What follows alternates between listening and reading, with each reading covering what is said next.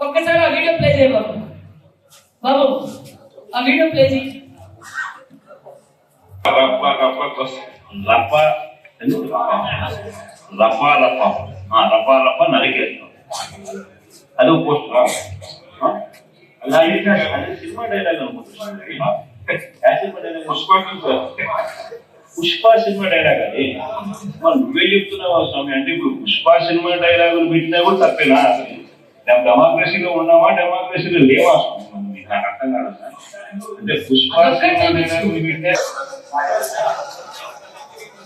అంటే గత 5 సంవత్సరాల్లో రాష్ట్ర వ్యాప్తంగా ఈ రాష్ట్ర భవిష్యత్ కోసం, భావితరాల భవిష్యత్ కోసం మనం ప్రతిపక్షంలో ఉన్నప్పుడు మన ముఖ్యమంత్రి చంద్రబాబు నాయుడు గారు, మన యువకుల అధినేత నారా లోకేష్ బాబు గారు, మన డిప్యూటీ సీఎం పవన్ కళ్యాణ్ గారు కావచ్చు, మనం అందరం ప్రతి నియోజకవర్గంలో ప్రశ్నిస్తే కేసులు పెడితే, ఎవరు దాచుకుంటున్న విధానాన్ని ప్రశ్నిస్తే మన మీద కేసులు పెట్టారు. పంచాయతీ వైజ్ గా మనందరి మీద కేసులు పెట్టారు. మన ముఖ్యమంత్రిగా అంటే మన ప్రతిపక్ష నేత చంద్రబాబు నాయుడు గారు ఉన్నప్పుడు అక్రమ కేసులు పెట్టి మరి మన ముఖ్యమంత్రి గారిని కూడా రాజమండ్రి జైలు పంపించి మరి పైచాచిక ఆందోళన పొందారు. అసెంబ్లీ సాక్షిగా భూనమ్మ ఏదైతే భూదేవంతో ఓపిక కలిగిన వ్యక్తి, మరి మాతృమూర్తికి మారుపేరు, ఈ రోజు మన యువ నాయకుడు అందించిన సంస్కారవంతమైన యువ నాయకుడు తల్లి నారా మరి భూనమ్మ గారిని అసెంబ్లీ సాక్షిగా ఏ విధంగా అసభ్యకరంగా మాట్లాడారో మనం చూసాం. అమరావతి రైతులు, మహిళా రైతులు, భావితరాల భవిష్యత్తు కోసం, మన రాజధాని కోసం భూములు ఇచ్చిన రైతుల పైన ఏ విధంగా అసభ్యకరంగా మాట్లాడించారో చూసాం. మాస్క్ అడిగితే దళిత బిడ్డను, దళిత సుధాకర్ ఏ విధంగా మరి ఇబ్బంది పెట్టారో చూసాం. మన బీసీ బిడ్డ అమర్నాథ్ గౌడ్ని ప్రశ్నిస్తే పెట్రోల్ పోసి అందించారు. ఇదంతా మనం చూసాం. మన యువకుల్లో కూడా మనం అధికారంలోకి వచ్చాం. మరి మనము వాళ్ళ పైన ఎందుకు కక్ష సాధింపు చర్యలు తీసుకోకూడదు అనే ఉద్దేశం అక్కడక్కడ ఆ బాధ ఉంది. ఎందుకంటే మనం అవమానాలు పడ్డాం, అక్రమ కేసులు పెట్టించుకున్నాం. ఈ బాధ మన అందరిలోనూ ఉంది. అందరికీ చంద్రబాబు నాయుడు గారు దశాదిశాన్ని నిర్దేశించింది ఏంటంటే, మనం దౌర్జన్యాలకి, రప నడగడానికి, మరి బూతులు మాట్లాడడానికి మనకు ప్రజలు సంపూర్ణమైన మెజారిటీ మనకు అందజేయలేదు.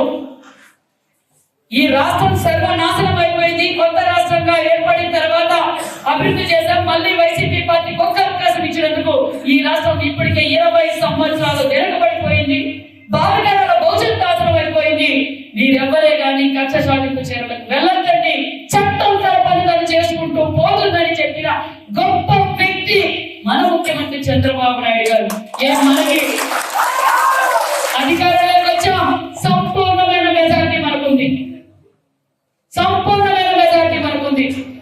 మనం చేతకాక ఏం కాదు.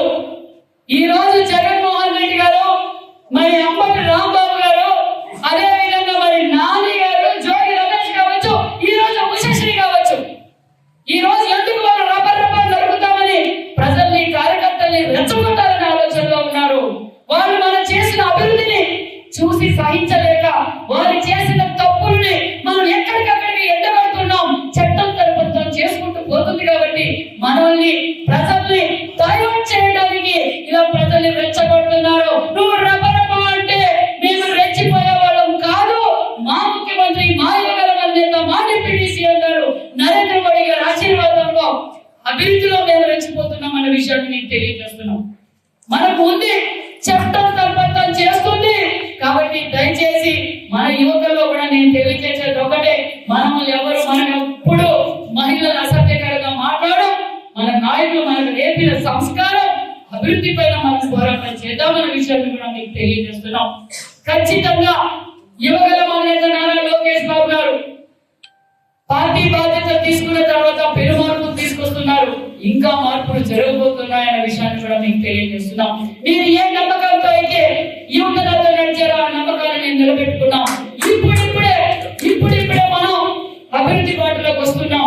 మరి నియోజకవర్గంలో రాష్ట్రం ఏ విధంగా అభివృద్ధిలో పెరుగులు పెడుతుందో మరి ఈ రోజు మన పెనుగొండ నియోజకవర్గంలో ఏ డిపార్ట్మెంట్ అయినా తీసుకోండి, నేను చర్చించడానికి సిద్ధం. అందుకు మీరు కూడా సిద్ధం కావాలనే విషయం మీకు తెలియజేస్తున్నాను. ఏ డిపార్ట్మెంట్ అయినా కానీ, ఎనీ మెడికల్, ఎడ్యుకేషన్, ఒక పక్క NREGS, Panchayati Raj, RMD, NH highway కావచ్చు, ఇరిగేషన్ ప్రాజెక్ట్ కావచ్చు, మరి ఎడ్యుకేషన్ డిపార్ట్మెంట్ కావచ్చు, అన్ని విధాలుగా మనం అభివృద్ధి ధ్యేయంగా పనిచేస్తున్నాం. మరి నేను తెలియజేసేది ఒకటే, ఎవరికైనా నేను చెప్పేది ఒకటే, దయచేసి మనం అతి తక్కువ కాలంలోనే మనం చెప్పిన అభివృద్ధి కార్యక్రమాలు, మనం చెప్పిన పథకాలు అన్ని అమలు పరిచాం. మనం చెప్పినట్లుగా సూపర్ 6 పథకాలు అమలు పరుస్తున్నాం, ఎన్ఆర్జీఎస్ రోడ్ చేస్తున్నాం, ఆర్ఎండి పార్ట్ రోజు పూర్తి చేస్తాం. మరి ఎన్ఆర్జీఎస్ ద్వారా సిసి రోడ్ చేస్తున్నాం, డ్రైనేజ్ చేస్తున్నాం, బ్రిడ్జ్లు కడుతున్నాం, మరి విలేజ్ హెల్త్ క్లినిక్లు పూర్తి చేస్తున్నాం, సబ్ స్టేషన్లు కట్టాం, మరి కొత్త సబ్ స్టేషన్లు మనం నిర్మాణం చేయబోతున్నాం. మరి రొద్దంలో బీసీ గురుకుల పాఠశాల 22 కోట్లతో నిర్మాణ పనులు మొదలు పెట్టాం. బీసీ హాస్టల్ కూడా మరొకటి కూడా నిర్మాణం చేయబోతున్నాం.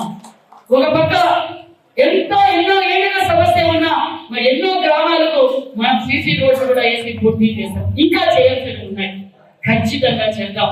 నేను కోరుకునే యువత ఒకటే, మీరు ఏదైతే కష్టపడ్డారో మరింత కష్టం, మన పథకాలు, మన అభివృద్ధి గురించి చర్చ జరగాలి. చర్చ జరగాలంటే ఒక మంచి ప్లాట్ఫామ్ మరి సోషల్ మీడియా. మీరు ఎక్కడ కూర్చున్నా మన అభివృద్ధి గురించి చర్చ జరగాలి. నేనైతే క్లారిటీ ఇస్తున్నా, స్థానిక ఎన్నికల్లో యువతకు పెద్దపీట వేస్తున్నాం. యువతకు పెద్దపీట వేస్తున్నాం. మనం ముందుకి ప్రభుత్వానికి మనము చేస్తున్న అభివృద్ధి కార్యక్రమాలు మీరు ముందుకు తీసుకెళ్ళాలి. మనం రబ్బ అనాల్సిన పనుల అనేవాళ్ళు చాతగాళ్ళు. నేను చెప్పేది ఒక్క నిన్నటి రోజు చెప్పమా యువగల మన నేత నారా లోకేష్ బాబు గారు ఒక్క మాట చెప్పితే వైసీపీ నాయకులు ఒక్కడు కూడా జవాబు దాటి రాలేదు. ఒక్కడు కూడా లెక్కేసిన ఒక్కడు కూడా గడప దాటి బయటికి రాలేదు. మన యువగల మన నేత నారా లోకేష్ బాబు గారు ఎక్కడ రెచ్చగొట్టకూడదు, మనం అభివృద్ధి ధ్యేయంగా పనిచేయాలి. భావితరాల భవిష్యత్తు కోసం దేశ విదేశాలు తిరిగి ఈ రోజు పరిశ్రమలు తీసుకొచ్చారు. ఈ రోజు మీ అంత మండలంలోనే సుమారుగా నా సర్వే ప్రకారం 5,600 మంది కియాకు పోతున్నారు.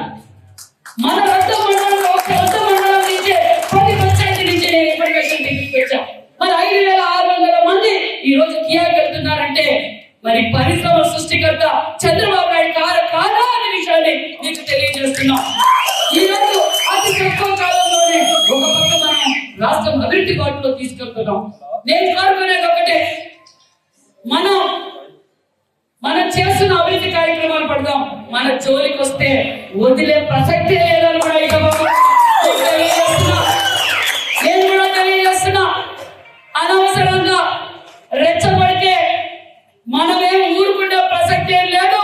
చట్టంతో పని చేసుకుంటూ పోతుంది. చట్టంతో ఏ విధంగా పని చేయించాలో తెలుసు మనకన్నా విషయాన్ని కూడా మీకు తెలియజేస్తున్నా. కాబట్టి ఈ సోషల్ మీడియా ద్వారా కూడా మన చంద్రబాబు నాయుడు గారు ఏ విధంగా కష్టపడుతున్నారు, మరి చంద్రబాబు నాయుడు గారి వీడియోస్ వచ్చినప్పుడు మనం షేర్ చేయాలి.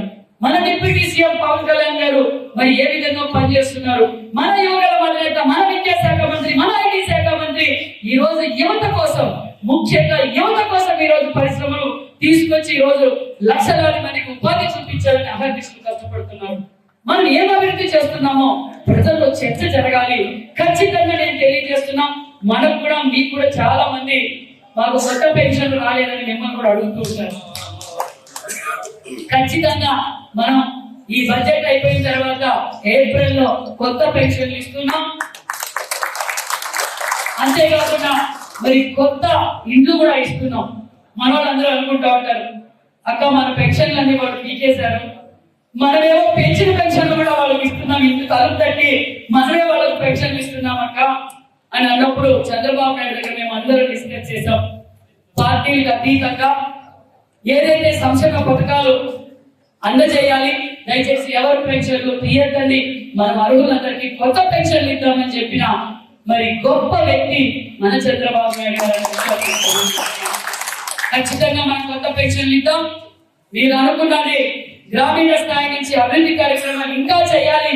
మరి ఇదంతా మీరు సహకరిస్తేనే మీ సవితమ్మ చేయగలదన్న విషయాన్ని కూడా మీకు అందరికీ తెలియజేస్తూ నిజంగా ఇంత షార్ట్ టైంలో నిజంగానే అప్పుడు ఎన్నికల సమయంలో కూడా మనం ఇంత పెద్ద సమావేశం పెట్టుకోలేకపోయినాం, సమయభావం తక్కువగా ఉన్నందువల్ల. ఏ పంచాయతీలో ఆ పంచాయతీ యువత ఇది తెలుగుదేశం పార్టీ పెద్దగొడ్డ అంటే తెలుగుదేశం అడ్డ అని చెప్పి మా సవితమ్మని గెలిపించాలని నిజంగా ప్రతి ఒక్కరు చాలా కష్టపడ్డారు.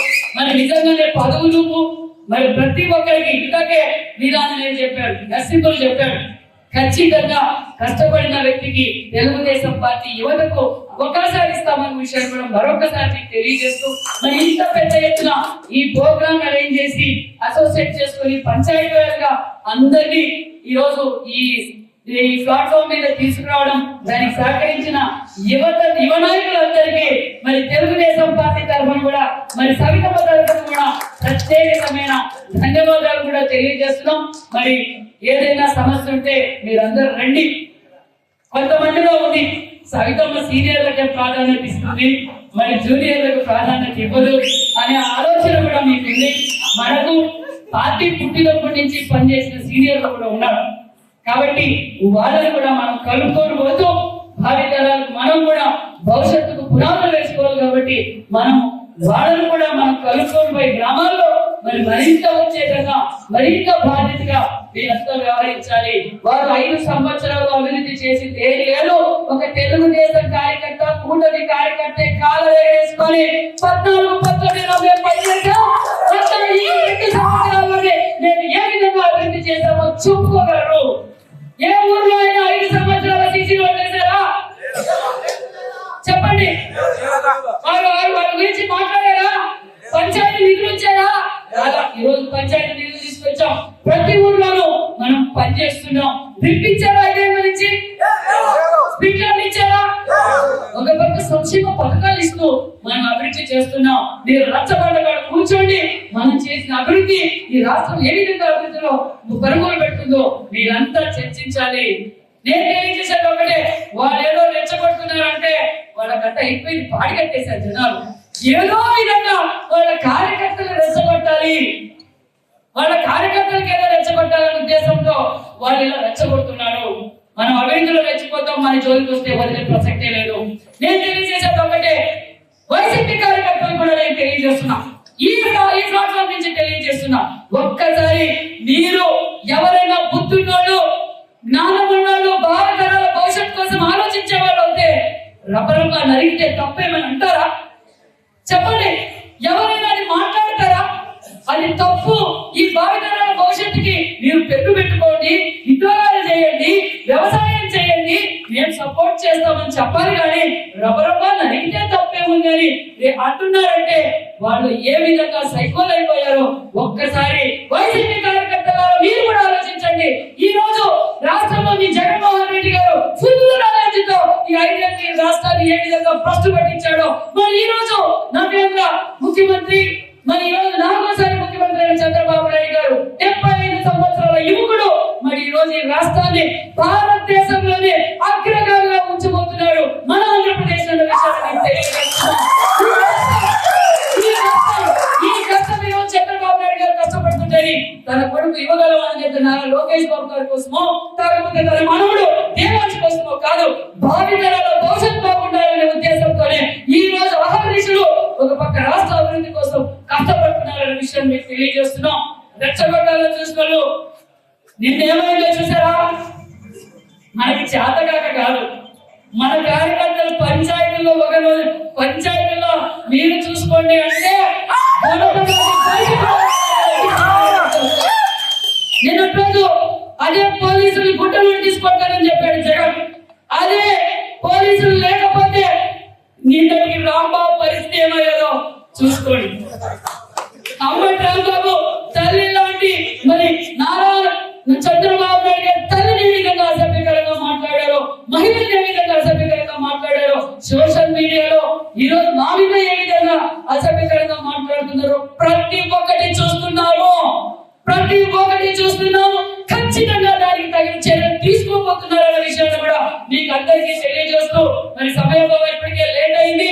మనం అందరం కలిసి వచ్చేసి పంచాయతీ వైజ్ గా మనం అందరం కూర్చొని మాట్లాడుకుందాం అనే విషయం కూడా మీకు అందరికీ తెలియజేస్తూ జై యోగరామ్.